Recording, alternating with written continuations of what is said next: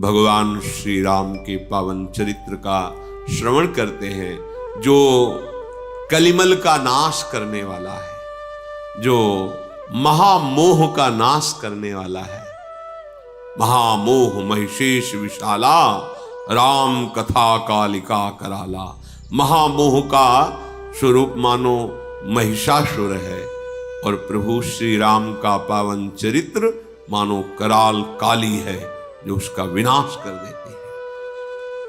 प्रसंग चल रहा है, सबसे प्रभु एक क्षण में पलक झपकते ही मिल गए, क्योंकि सबके हृदय में था कि प्रभु श्री राम हमसे मिले चित्रकूट में कामदगिरी के समीप। जैसे गिरिराज महाराज श्री कृष्ण का स्वरूप है, ऐसे कामदगिरी साक्षात राम स्वरूप है चित्रकूट में जो विराजमान। भगवान श्री राम समस्त अयोध्या वासियों से एक पल में सबके साथ, ये मर्म किसी ने नहीं जाना, प्रथम कैकेयी माता को प्रणाम करके बहुत भक्ति पूर्वक कैकेयी माता के हृदय जल रहा था कि ऐसे राम को वनवास दिया। फिर सुमित्रा जी को कल चर्चा सुनी आपने, फिर लक्ष्मण और प्रभु श्री राम कौशल्या जी के चरणों में पड़े, कल श्रवण किया। कौशल्या जी का बहुत ही मृदु सरल महामहिम स्वभाव, जिनके भगवान पुत्र बने, उनके स्वभाव का कौन कोई वर्णन कर सकता है। बड़ा गंभीर स्वभाव माता कौशल्या का। दोनों भाइयों को, राम लखन को हृदय से लगाए हुए अश्रुओं से अभिषिक्त करते हुए दुलार कर रहे हैं। माता के आंसुओं ने प्रभु श्री राम के श्रीअंग को भिगो दिया। उस समय की स्थिति को कोई कैसे बता सकता है। फिर धैर्य धारण किया। प्रभु श्री राम और लखनलाल गुरुदेव जी की तरफ बढ़े और कहा, प्रभु आज्ञा कीजिए कि अयोध्यावासी सुखपूर्वक अपने अपने स्थल का चयन करके यहां वास करें। गुरुदेव की आज्ञा हुई तो ब्राह्मण, मंत्री, माताएं और गुरुजन और सब अपनी अपनी स्थिति के अनुसार जो व्यवस्था हुई थी चित्रकूट में वास किया। और प्रभु कुछ चुने हुए जनों को साथ लेकर के अपनी कुटिया पे आए। श्री जानकी जी ने वशिष्ठ जी के चरणों को प्रणाम किया, अरुंधति जी के चरणों को प्रणाम किया, उन्होंने आशीष दिया। फिर सियाजू ने, जो गुरुजन आए थे, सबको प्रणाम किया। फिर जब अपने सासुओं के दर्शन किए तो बहुत विकल हो गए। ऐसी विधाता ने रचना रची कि उनका जो सौंदर्य, जो सुहाग सब रहित, क्योंकि महाराज दशरथ जी पधार गए। सीता जी अपनी सासुओं को देखकर बहुत व्याकुल हो गई। विचार किया कि दयु बड़ा बलवान है, उसके आगे किसी की नहीं चलती, वो सहना ही पड़ता है। ध्यान दीजिए, दयु बड़ा बलवान है, उसके आगे किसी की नहीं चलती, सहना ही पड़ता है। दवा है सहना, शांत भाव से नाम जप करते हुए सह जाओ, उस समय कट जाएगा, विचलित होने की जरूरत नहीं है। जानकी जी के नील कमल के समान नेत्रों से अश्रु बह रहे हैं। सीता जी अपने जो मां है, सासू है, उनके चरण पकड़ करके वो आशीर्वाद दे रहे, सदा सौभाग्यवती रहो। लागी लागी पग सबनिसिय, भेटत अति अनुराग, हृदय असी सही प्रेम बस, रही हो भरी सुहाग। तुम्हारा सुहाग अखंड हो। जब देखा कि सियाजू माता कौशल्या, सुमित्रा आदि सब विरह व्यथा से महाराज की व्याकुल हो गए, क्योंकि उनकी चर्चा हुई। तब परम ज्ञानी वशिष्ठ जी ने बहुत से शास्त्रीय सिद्धांत उपदेश करके सबको परमार्थ का उपदेश करके शोक का शमन कराया। भगवान श्री राम ने जब महाराज दशरथ जी जो विरह में प्राण त्याग चुके, ये जब बात सुनी तो व्याकुल होकर के पुकारने लगे, हा महाराज, आपने ऐसा क्यों किया? विलाप कर रहे हैं। प्रभु को विलाप करते देखकर सब समाज शोक मग्न हो रहा है। वशिष्ठ जी ने फिर श्री राम जी को समझाया, जाओ मंदाकिनी में स्नान करो और जो पिता के मंगल के लिए है वो कार्य करो। गुरु की आज्ञा से मंदाकिनी में स्नान किया और निर्जला व्रत रहे। उस दिन भगवान ने जल नहीं पिया।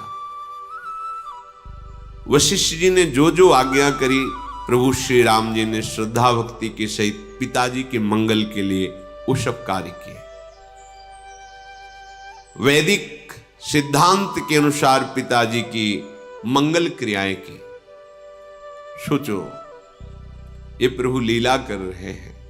नहीं, जिसके पुत्र भगवान राम है उसका कोई अभी मंगल बकाया रह गया क्या? जासु नामो पावक अघ तुला, सुमिरत सकल सुमंगल मूला। जैसे रुई का पहाड़ जमा हो, एक बार ऐसे दिया सलाई लगा, वो सब भस्म हो जाए। ऐसे एक बार नाम उच्चारण किया जोर से प्रभु का, तो आपके पाप के पहाड़ भस्म हो गए। जिनके नाम का ये प्रभाव है, वो प्रभु जिनके पुत्र हैं उनके मंगल का। पर लीलावत भगवान समस्त वैदिक क्रियाएं की। शुद्ध बुद्ध भगवान वैसे ही शुद्ध हो रहे हैं स्नान करके। जैसे गंगा जी के यहां पूजन किया जाए तो गंगा जी में तीर्थों का आवाहन किया जाता है, तो तीर्थ गंगा जी के स्पर्श से पवित्र होते हैं। ऐसे ही परम पवित्र भगवान का जिनका नाम है, वो स्वयं पवित्र होने की लीला कर रहे हैं। जिनके संसर्ग मात्र से बड़े से बड़ा कर्म पवित्र हो जाता है, अर्थात जो भगवत समर्पित करने पर कर्म भगवत प्राप्ति करा देता है, वो भगवान ऐसे कर्म कर रहे हैं वैदिक सिद्धांत के अनुसार, जो पिता का मंगल और पवित्रता प्रदान करता है। फिर कंदमूल फल सबको वितरित किए गए, सबने वो पाए। 2 दिन वास हुआ। प्रभु ने हाथ जोड़ा और सबसे कहा कि अब आप सब अयोध्या वापस चले जाइए। महाराज स्वर्ग में हैं दशरथ जी, और आप सब चित्रकूट में। ये ज्यादा समय ठीक नहीं है। अयोध्या राजधानी है, खाली नहीं रहना चाहिए। यद्यपि ऐसा नहीं कहना चाहिए, फिर भी ढिठाई करके सबसे प्रार्थना कर रहा हूं, आप सब गुरु जी के साथ पुनः अयोध्या वापस हो जाए। जो ही ये बात प्रभु ने कही, सारा समाज विचकित हो गया, मानो समुद्र में जहाज डूबने वाला हो। ऐसा अब फिर बिछुड़ना पड़ेगा प्रभु से। मानो जैसे अनुकूल हवा चल जाए तो डूबता हुआ जहाज बच जाए, ऐसे श्री वशिष्ठ जी ने कहा कि अभी तो 2 ही दिन हुए हैं रघुनाथ, अभी तो चित्रकूट के पूरे दर्शन भी नहीं हुए, दर्शन हो जाने दो, फिर जैसा कहोगे वैसा करेंगे, अभी तो रुकने दो। मानो फिर सबके प्राण आ गए। सबने भगवत स्वरूप कामदगिरी की परिक्रमा की, आसपास के वन प्रांत का दर्शन किया, बड़े ही अमृत के समान झरने झर रहे थे, शीतल मंद सुगंध चल रही थी, जो तीनों तापों का, दैहिक दैविक भौतिक तापों का शमन करने वाली। असंख्य वृक्ष, सुंदर सुंदर फल फूल पत्ते। आज के 25-26 वर्ष पहले दर्शन हुए, बड़ा तब भी बड़ा सुंदर स्वरूप। कहाँ त्रेता, फिर द्वापर, फिर कलयुग के भी 5000 वर्ष के ऊपर व्यतीत, फिर भी यथावत चित्रकूट की शोभा थी। बहुत ही एकदम आनंद में लता पर्वत और श्री मंदाकिनी जी, एकदम निर्मल जल, मनोमोहक, भजन के लिए बहुत ही आकर्षणकारी, स्वाभाविक सहज वैराग्य भूमि, सहज भजन का स्फुरण। सुंदर सुंदर कुंड हैं जिनमें कई रंग के कमल खिले हुए हैं, भौरे गुंजार कर रहे हैं। कोल की रात भील आदि जो जंगल में रहने वाले हैं वो सुंदर फल चयन करते हैं, शहद चयन करते हैं, और सुंदर सुंदर अंकुर और बूटियां वो सब ला करके प्रभु के सामने रखते हैं कि इनसे अयोध्या वासियों को सुख पहुंचाया जाए। वो विनय पूर्वक प्रणाम करके जो जो वस्तुएं लाते हैं उनका नाम बताते हैं, उनका स्वाद बताते हैं। तो अयोध्या की तरफ से आए हुए जो मंत्री आदि थे उनको भेंट देते हैं। वो कान पे नहीं नहीं नहीं, आप ऐसा मत, तो फिर हम नहीं पाएंगे आपकी वस्तु। वो बार बार कहते कि नहीं, हमारे प्रभु ने पाया है और आप प्रभु के नगर से आए हैं, तो प्रभु जैसा प्रेम आपके भी हृदय में होना चाहिए। हमारे प्रभु तो प्रेम को पहचान करके हर वस्तु पाई, फिर आप क्यों नहीं पाएंगे? अच्छा, हम जंगली हैं, ये हीरे जवाहरात मणि रुपया लेके क्या करेंगे? नहीं, हमें आपका प्यार चाहिए, आप हम पर कृपा करें और आप ये पा लें, यही हमारी भेंट होगी। कितने बड़े भाग्य हैं। उन कोल भील जंगल में जो रहने वाले हैं उनकी बात सुन करके अयोध्या के जन वो फल, शहद, जड़ी बूटियां जो भी लाए वो स्वीकार कर लेते हैं। फिर वो हाथ जोड़कर कहते हैं कि देखो, हमारी जो बड़ाई है ना वो यही कि हम आपके वस्त्र न छीन ले, या हमारी अति बड़ी सेवकाई ले ही न बासन बसन चुराई। हम लोग जंगली हैं, हमारा स्वभाव मृदु नहीं है। हम जड़ जीव जीवगन घाती, कुटिल कुचाली कुमति कुजाती। रात दिन हमारा इसी में जाता है, इसको मारा, उसको खाया, इसका छीना। ये जो आप कुछ देख रहे हो ना, ये राम जी का प्रताप है। मेरे में ऐसी उदारता, विनय, प्रेम, ये कितना दैन्य, देखो कितना दैन्य कि हमारी, अगर आप सेवा समझ रहे हो तो सबसे बड़ी सेवा ये समझ लो कि आपके वस्त्राभूषण नहीं छिनाया, यही हमारी सेवा है। क्योंकि हमारा स्वभाव यही है, रात दिन हम यही करते हैं कि अमुक जीव को मारा, उसको पका के खाया, ऐसा किया, वैसा। ये जो हमारे अंदर आपको दिखाई दे रहा है, ये राम जी आप पधारे, ये उसका प्रताप है। इसमें एक आंतरिक भाव भी निकलता है कि हम कितने भी गिरे आचरण वाले हों, यदि हम भगवान का आश्रय ले लेते हैं तो हम ऐसे प्रशंसनीय सद्गुणों से युक्त हो जाएंगे जिनकी साधुजन सराहना करते हैं। आज उनका चरित्र रामचरित में गाया गया। क्यों? क्योंकि उन्होंने भगवान का आश्रय ले लिया, उन्होंने भगवान को अपनी सेवा समर्पित कर दी। वो खुद कह रहे हैं, जब ते प्रभु पद पदुम निहारे, मिटे दुसह दुख दोष हमारे। ये तो आप जो देख रहे हैं ना, ये केवल प्रभु के चरणों के दर्शन से है। हमारे सारे दुख और सारे दोष नष्ट हो गए। उन जंगली कोलभीलों की बात सुनकर अयोध्यावासी बलिहार हो रहे। कितनी दैन्यता, कितना प्रेम इनके हृदय में। अब तो दिन प्रतिदिन आनंद बढ़ने लगा। आज यहां दर्शन करना है, आज वहां दर्शन। पूरे अयोध्यावासी अयोध्यावासी प्रभु श्री राम के मुखारविंद को देखकर, चित्रकूट की शोभा देखकर मगन हो रहे। एक एक दिन ऐसे व्यतीत होता है जैसे पल व्यतीत हो गए, एक क्षण में व्यतीत हो गए। जब दुख का समय आता है तो एक एक क्षण ऐसा लगता है महीनों वर्षों का है, और जब सुख का समय आता है तो एक एक दिन ऐसे निपट जाते हैं मानो अभी पलक झपकते निपट गए। शियाजू अपने कई रूप रख करके अरुंधति जी, पूज्य श्री कौशल्या जी, सुमित्रा जी, कैकेयी जी, इनकी सेवा में। अब एक रूप में मानो एक तो फिर नहीं, जो गुरुजनों की पत्नियां हैं और जो सास में उनकी, ये कोई मरम नहीं जाना, प्रतिपल उनकी सेवा में। सबको ऐसा लग रहा है शियाजू हमें बहुत प्रेम कर रहे हैं। ऐसी शियाजू ने सेवा की कि समस्त सासुएं वश में है, उनकी सेवा के वश में। प्रभु श्री राम और लखन का और शियाजू का ऐसा सेवा भाव देख करके कैकेयी तो बस यही चाहती कि हमारे हृदय में ऐसी पीड़ा हो कि अभी हृदय फट जाए और मैं शरीर छोड़ दूं। अवनि जमहि जाचति कैकेयी, महि न बीच विधि मीचु न देही। या तो धरती फट जाए मैं समा जाऊं, या यम ऐसी कोई लीला करे मृत्यु कि मेरा शरीर अभी छूट जाए। ऐसी शियाजू, ऐसे लखनजू, ऐसे रामजू, पता नहीं मेरी बुद्धि में क्या हो गया था, मैंने इनको क्यों वनवास दिया।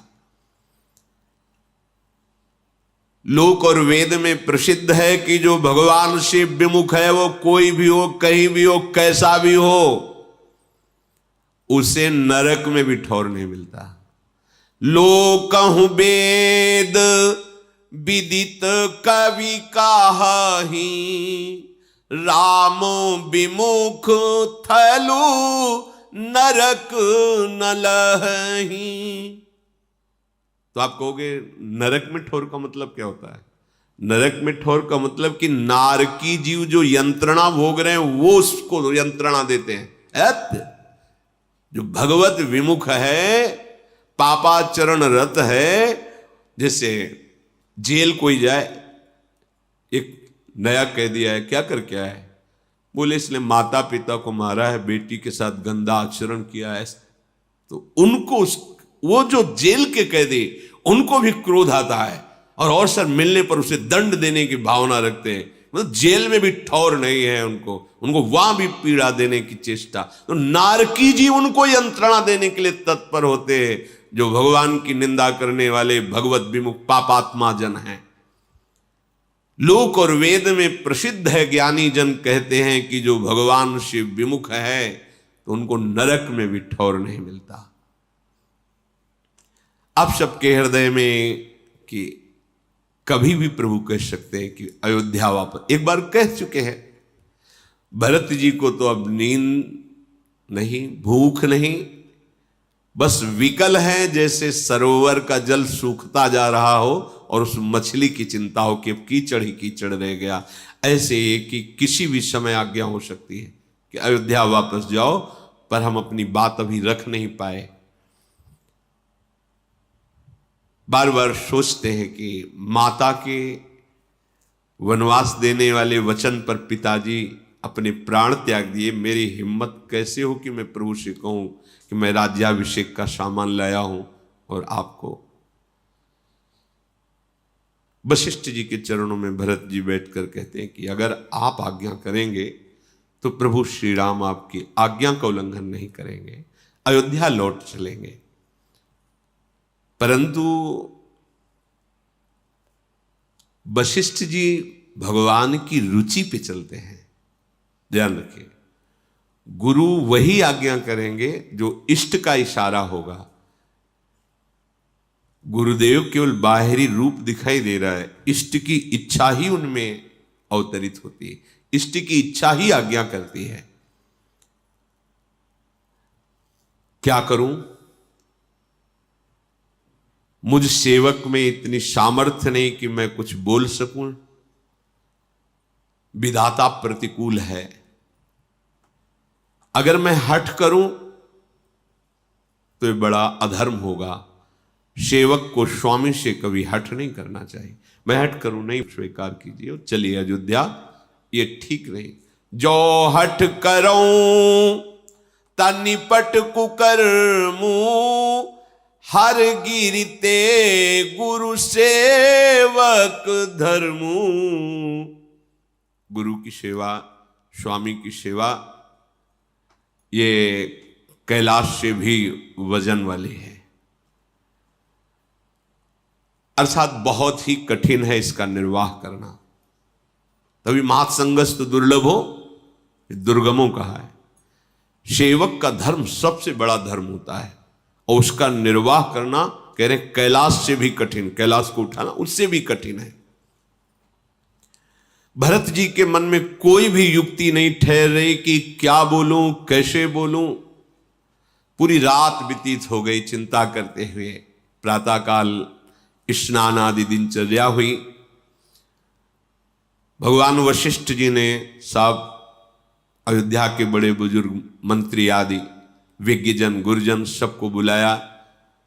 प्रभु श्री राम जी वशिष्ठ जी आदि को श्री नवाकर सभा में बैठे। भरत जी गुरुदेव के चरणों में, प्रभु के चरणों में सर नवाकर बैठे। समस्त सभासद शांत बैठे हैं। वशिष्ठ जी ने कहा, हे सभासदों और सुजान भरत, सूर्य कुल के सूर्य महाराज श्री रामचंद्र जी ये परम स्वतंत्र हैं, ये भगवान श्री हरि हैं, ये सत्य प्रतिज्ञ हैं, वेद की मर्यादा के रक्षक हैं, और अवतार इसीलिए इन्होंने धारण किया है, सत्य का पालन कराने के लिए और सत्य का पालन करने के लिए। ये कभी गुरु पिता पूज्य जनों की आज्ञा का उल्लंघन नहीं करते। ये दुष्टों के दल का नाश करने वाले, धर्म की स्थापना करने वाले और साधु और देवताओं का हित करने वाले हैं। नीति, प्रेम, परमार्थ, स्वार्थ सबका यथार्थ ज्ञान तो इन्हीं को है। जो कुछ भी सृष्टि में देख रहे हो, ब्रह्मा विष्णु महादेव चंद्र सूर्य दिक्पाल माया जीव कर्म काल, सब कुछ यही है, इनके सिवा कोई नहीं है। हृदय में अच्छी तरह विचार करके देखा गया है कि सबका मंगल इसी में है, जो भगवान आज्ञा कर दे उसका पालन करना। ये ईश्वरों के भी महान ईश्वर, इनकी आज्ञा में जो रहता है उसका सर्व मंगल होता है। राखे राम रजाई रुख, हम सब कर हित होई, समुझ सयाने करहु अब, सब मिली सम्मत सोई। इसलिए श्री राम जो आज्ञा करें सबको ठीक वैसे ही पालन करना चाहिए। भगवान वशिष्ठ जी ने ऐसा आदेश किया। वैसे तो श्री राम का राज्याभिषेक त्रिभुवन के लिए मंगलदायक सुखदायक है, आनंद का मूल है। सबकी चाह है कि श्री राम अयोध्या चले, पर जो नीति है, परमार्थ है, स्वार्थ है, वैदिक है, लौकिक है, इस सब के ज्ञाता स्वयं श्री राम हैं। इनके सामने किसी की बात, ये जो आज्ञा करें। अब कोई बोल नहीं रहा, ना तो प्रभु बोल रहे, ना कोई सभासद बोल रहा है। भरत जी ने साहस किया, हाथ जोड़कर खड़े हुए और कहा कि हमने पढ़ा है, आप गुरुदेव हमें सुनाया भी है कि हमारे सूर्य वंश में एक से एक धर्मात्मा सत्य प्रतिज्ञ राजा हुए हैं। सभी के जन्म के कारण माता पिता हुए हैं, पर शुभ और अशुभ कर्मों का फल जो विधाता निश्चित करता है उसको स्वयं भोगना होता है। आपका आशीर्वाद ऐसा है जो समस्त शुभ अशुभ को मिटा सकता है।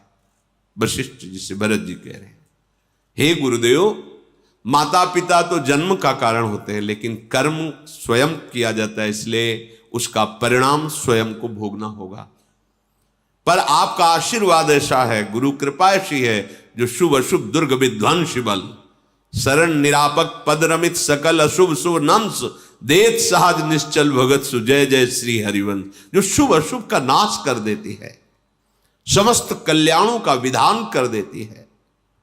जगत जानता है कि आपके आगे विधाता की भी चाल नहीं चलेगी, आप भले कुछ कहें, लेकिन हमें विश्वास है आपने जो टेक रख ली, विधाता की भी ताकत नहीं कि आपकी टेक को तोड़ सके। सो गुसाई विधि गति जे छेकी, सकई को टार टेक जो टेकी।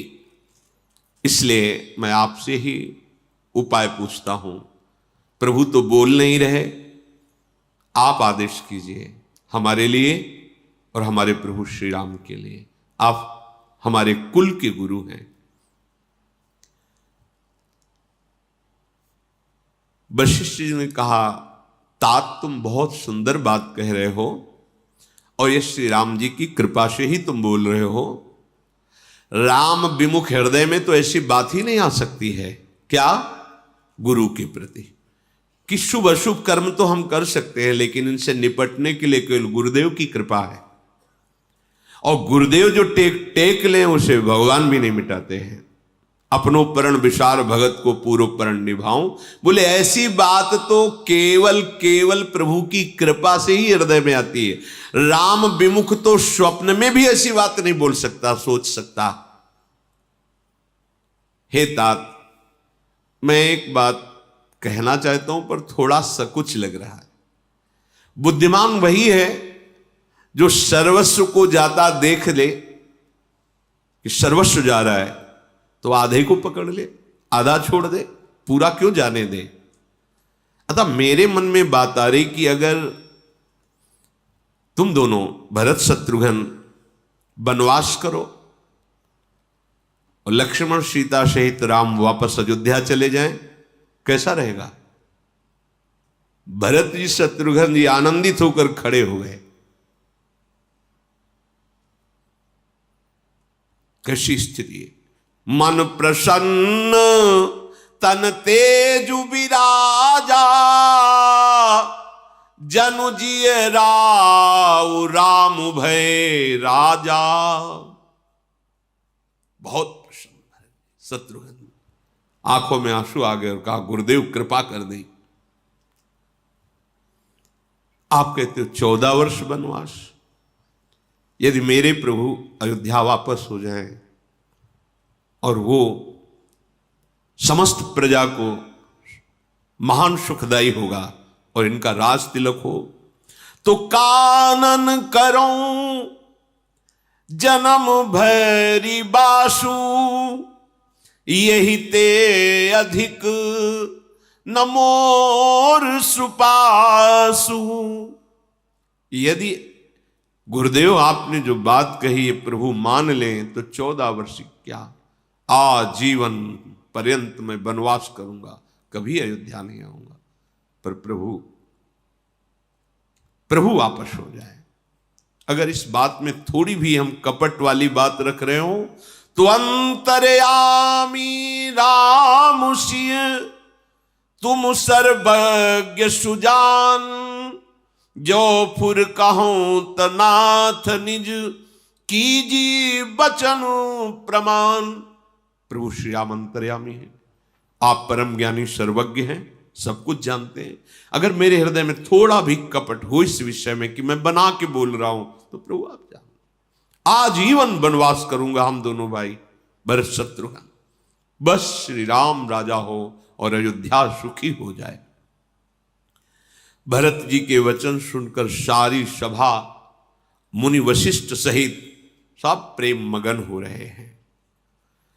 भरत जी की बात सुनकर वशिष्ठ जी की बुद्धि ऐसी हो रही जैसे बहुत बड़ी जलराशि की धारा हो और किसी को तैरना ना आता हो और कोई वहां वाहन न हो, नौका जहाज आदि, फिर उसकी दशा क्या। ऐसे परम ज्ञानी वशिष्ठ जी की बुद्धि भरत की प्रेम महिमा में, भरत महामहिमा जलराशि और मुनिमति ठाड़ी तीर अभिलाषी, ऐसे ज्ञानी महापुरुष की बुद्धि भी